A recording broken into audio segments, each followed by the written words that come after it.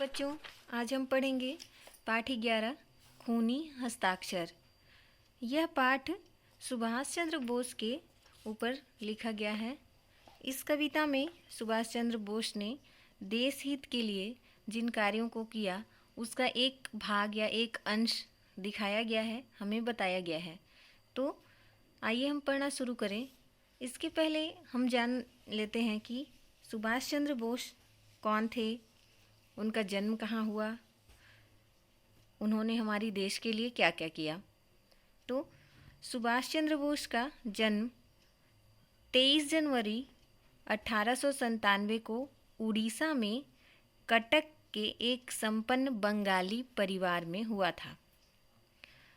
इनके पिताजी का नाम जानकीनाथ बोस और माता का नाम प्रभावती था और इनके पिताजी कटक शहर के मशहूर वकील थे। प्रभावती और जानकीनाथ बोस की कुल मिलाकर 14 संतानें थीं। अर्थात सुभाष चंद्र बोस कितने भाई बहन थे? 14 भाई बहन थे, जिसमें 6 बेटियां और 8 बेटे थे। सुभाष चंद्र बोस अपनी माता पिता की 9वीं संतान और 5वें बेटे थे। अपने सभी भाइयों में से सुभाष को सबसे अधिक लगाव शरद चंद्र से था और सुभाष चंद्र बोस ने पूरी दुनिया का भ्रमण किया था। जब द्वितीय विश्व युद्ध छिड़ा था तो उस समय सुभाष चंद्र बोस अंग्रेज़ों को भारत से भगाने में बहुत ही सक्रिय रहे। उन्होंने भारत के साथ साथ कई और देशों में भ्रमण किया और एक विदेशी महिला से शादी की। उन्होंने 1937 में अपनी सेक्रेटरी और ऑस्ट्रियन युवती एमिली से शादी की थी। उन दोनों की एक अनीता नाम की बेटी थी, जो वर्तमान में जर्मन में सपरिवार रहती हैं। तो ये था सुभाष चंद्र बोस के बारे में थोड़ी सी जानकारी। आइए हम देखते हैं कि सुभाष चंद्र बोस ने हमारे देश की आज़ादी के लिए क्या क्या किया। इस कविता में उनकी संपूर्ण गाथा को तो नहीं लिखा जा सकता, लेकिन उनकी जीवनी का कुछ अंश या उन्होंने आज़ादी के लिए जो किया उसका कुछ अंश यहाँ पे कवि बता रहे हैं। ठीक है, तो इस पाठ के कवि कौन हैं? गोपाल प्रसाद व्यास। वे क्या कहते हैं, चलिए हम देखते हैं। दास्ता की बेड़ियाँ तोड़ना बहुत कठिन होता है, किंतु आज़ादी के मत वाले जब कुछ ठान लेते हैं तो उसे पूरा करके ही दम लेते हैं। यहाँ वीर सुभाष चंद्र बोस की जीवन गाथा के अंश दिए गए हैं, उसके कुछ भाग दिए गए हैं। आइए पढ़ना शुरू करें। उस दिन लोगों ने सही सही खून की कीमत पहचानी थी, जिस दिन सुभाष ने बर्मा में मांगी उनसे कुर्बानी थी। खून का अर्थ है यहाँ पे खून। ठीक है, तो उस दिन लोगों ने सही सही खून की कीमत पहचानी थी। कवि का कहना है कि खून की कीमत लोगों ने कब पहचानी थी? जब सुभाष चंद्र बोस ने बर्मा देश में, बर्मा जो कि आज म्यांमार के नाम से जाना जाता है, उनसे देश की आज़ादी के लिए कुर्बानी मांगी थी। कैसे कुर्बानी मांगी थी, आइए देखते हैं। तो जैसा कि मैं पहले बता चुकी हूँ कि सुभाष चंद्र बोस पूरे विश्व का भ्रमण करते थे। उन्होंने कई देशों का भ्रमण किया। तो उस समय बर्मा में उन्होंने, या म्यांमार कह लीजिए आज का, उन्होंने लोगों से देश की आज़ादी के लिए क्या मांगी? कुर्बानी मांगी थी। तो किस प्रकार की कुर्बानी मांगी थी, आइए हम देखते हैं। बोले स्वतंत्रता की खातिर बलिदान तुम्हें करना होगा, तुम बहुत जी चुके हो जग में लेकिन आगे मरना होगा। वे क्या कहते हैं, देखिए कवि ने कितनी शुद्ध हिंदी में और एकदम सरल और सरस भाषा में लिखा है कि बोले स्वतंत्रता की खातिर। क्या बोलते हैं? सुभाष चंद्र बोस जी को नेताजी भी कहा जाता है। तो नेताजी क्या बोल रहे हैं कि स्वतंत्रता की खातिर तुम्हें बलिदान करना होगा, मतलब अपनी जान को न्यौछावर करना होगा। तुम बहुत जी चुके हो जग में लेकिन आगे मरना होगा।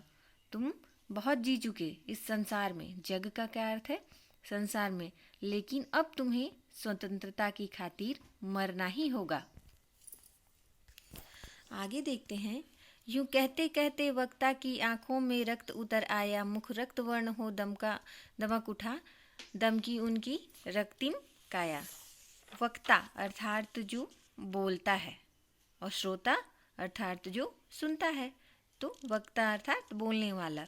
रक्त का अर्थ है खून, रक्त वर्ण रक्त के वर्ण का, लाल रंग का, खून के रंग का।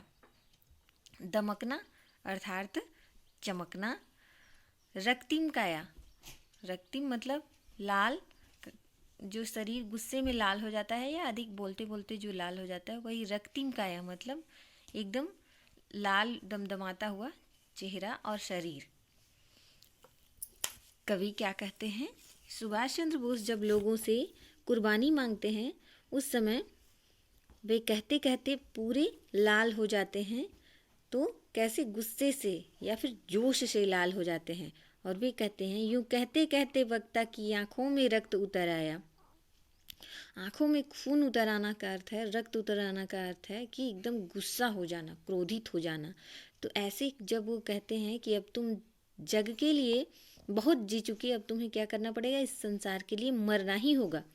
तो ऐसा कहते कहते उनकी आंखों में रक्त उतर आया था। वक्ता अर्थात सुभाष चंद्र बोस, नेताजी की आंखों में खून उतर आया अर्थात वे बहुत क्रोधित हो गए और कहते हैं, मुख रक्त वर्ण हो दमक उठा, दम की उनकी रक्तिम काया। उनका जो मुख है, चेहरा है, वो लाल रंग का होकर दमदमा उठा और दमक उठा जिसे कहते हैं। और दम की उनकी रक्तिम काया, और उनका जो शरीर है वो भी पूरा गुस्से से लाल हो जाता है। आगे कहते हैं, आजान बाहु ऊंची करके वे बोले, रक्त तुझे देना, इसके बदले में भारत की आज़ादी तुम मुझसे लेना। आजान बाहु का अर्थ होता है घुटनों तक लंबी भुजाएं। जो आप अपना हाथ ऐसे स्ट्रेट खड़े होइए और नीचे करके देखेंगे, जब आप दोनों बाह हैं या हाथ है वो नीचे घुटने तक नहीं जाएगा, लेकिन सुभाष चंद्र बोस जी की जो हाथ थे वे घुटने तक पहुंचते थे, इसलिए उन्हें आजान बाहु भी कहा जाता है। नेताजी और आजान बाहु भी उन्हें कहा जाता है। आजान बाहु ऊंची करके वे बोले, रक्त तुझे देना। तो वो अपनी घुटनों तक लंबी भुजाएं ऊपर उठाकर क्या बोलते हैं, ऊंची करके बोलते हैं कि तुम्हें रक्त देना होगा। रक्त देना होगा अर्थात तुम्हें देश के लिए मरना होगा, शहीद होना होगा, देश के लिए खून बहाना होगा।